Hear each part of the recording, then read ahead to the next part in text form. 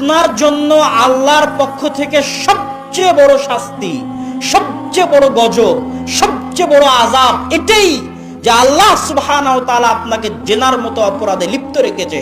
আপনার জন্য আল্লাহর পক্ষ থেকে সবচেয়ে বড় শাস্তি, সবচেয়ে বড় আযাব, সবচেয়ে বড় গজব এটাই যে আল্লাহ আপনাকে সুদের মতো মহা অন্যায়, মহা অপরাধে লিপ্ত রেখেছে।